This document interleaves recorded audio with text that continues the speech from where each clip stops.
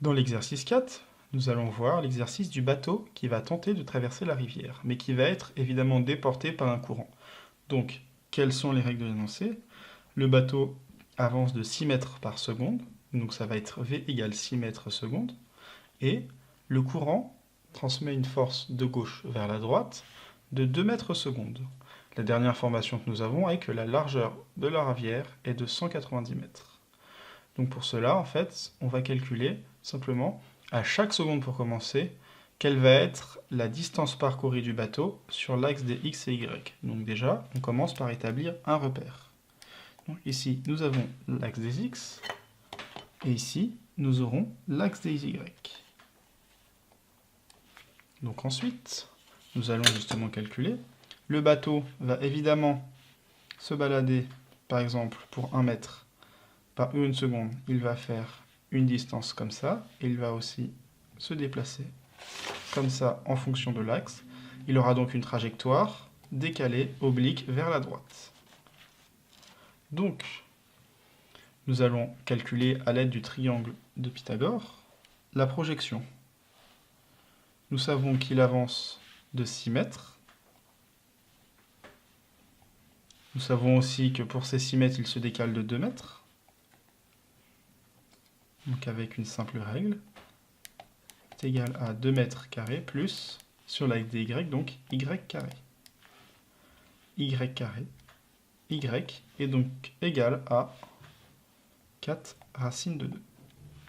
Donc, chaque seconde, le bateau parcourra 4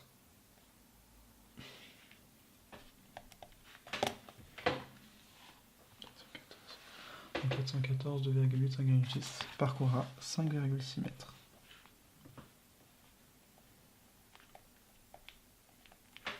Donc, chaque seconde, le bateau fera 5,6 mètres. Donc, chaque seconde, sur l'axe des Y, le bateau, par projection, parcourra 5,6 mètres. Donc, tout simplement, pour savoir combien de temps le bateau va mettre pour traverser, on divise la largeur de la rivière divisé par le nombre de mètres qu'il parcourra par seconde. Donc, nous avons 190 divisé par 5,6 qui sera égal à 33,6 secondes. Donc voilà, donc on a le premier résultat. En 33,6 secondes, le bateau aura traversé la rivière. Le deuxième calcul qui nous intéresse est de savoir quelle va être la distance qui sépare des points entre B et B'. Donc pour cela, nous allons tout simplement calculer en fait la fonction, sur l'axe des x. Nous savons que pour y, nous savons que pour parcourir, donc nous allons calculer la distance entre B et B'. Donc nous savons qu'au bout de 33,6 secondes, le bateau aura traversé la rivière. Nous avons tout simplement à prendre l'équation sur les x et remplacer par 33,6. Donc on sait que chaque seconde, l'équation pour x de t est égale à 2t. Tout simplement parce qu'à chaque seconde, le bateau se décale de 2 mètres vers la droite.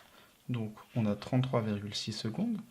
X de t pour t est égal à 33,6 sera égal du coup à 67,2.